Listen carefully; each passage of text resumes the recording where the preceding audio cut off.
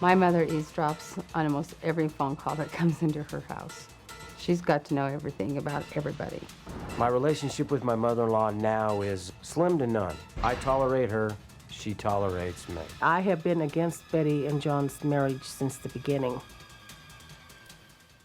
finding out your husband is having an affair is hard enough, but imagine having to hear the most intimate and graphic details of that relationship. Well, that is exactly what happened here to Betty when she and her mother, Virginia, overheard a secret phone call between Betty's husband, John, and her sister, Molly. John is not a trustworthy person because he got involved with my youngest daughter in my oldest daughter's home. To me, that's the ultimate betrayal. My sister and I had moved in with our mother. I had just finally asked my mother straight up, are they talking right now? And she said, well, yeah, I think so. I was talking to my sister-in-law on the house phone. In the process of my head, I started going through the scenario of ending it with my sister-in-law.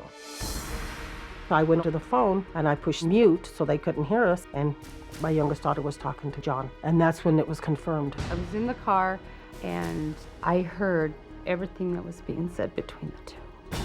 She was asking him, when are you going to have her out of the house so I can move in? I'm anxious to get our lives together, me and you. Then they got into some sexual things, how they missed making love with each other, and her saying, yeah, I really like the position we do. He starts saying, yeah, you have such wonderful breasts. And that's when he started talking about, well, let's meet up. And she's, getting all excited, and yeah, okay, yeah, I'll dress up real sexy for you and stuff.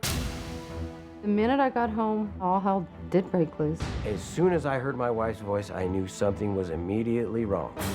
Like, what the hell's going on? I didn't have a clue that she had heard the conversation. She comes walking through the door and she says, I know you were talking to my sister, and I know what the two of you said. At first he tried to deny it, and then I started repeating things that he was saying.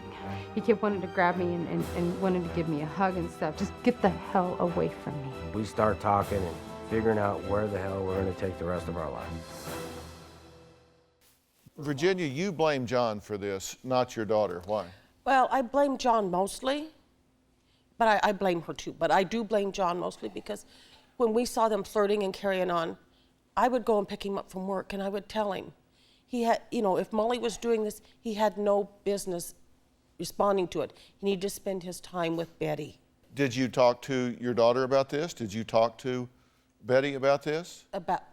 Yeah, her and I knew that I was doing that, yeah. Okay, And she would so also talk to me. this, you Yeah, knew this was going on? Yeah. Yes. Yeah, they both, Yeah, that was the biggest thing, I Why want her did you out. wait until you heard a phone call to blow this thing out of the water? I tried many times. I kept telling, get her out. I want her to leave. Get her out. Get her out. She'd go running upstairs, bawling her little eyes out. Well, I'm going to go to a shelter and all this, and he'd feel sorry for her. You let her hear the phone call, right? Yes. Because you knew it was going on. Yeah. Okay. Well, I didn't. I was totally confirmed. I got confirmed that it actually was happening that day with that phone call. Did you talk to your daughter Molly and say, you have no business being involved with these people. You need to get out of this situation. I did. And what did you say about that? I think you got mad at me that No, I'm asking her. I'm not asking you. I'm asking Molly. okay. What did you say about that? I think the first time she mentioned it to me, I got mad at her. And then she mentioned it to me again, and I started thinking, what the hell am I doing? You knew that you were sleeping with somebody else's husband, that somebody was your sister, and that was going to wreak havoc and wreck that family and that marriage, and you just didn't care. About her? And no. About that marriage? No.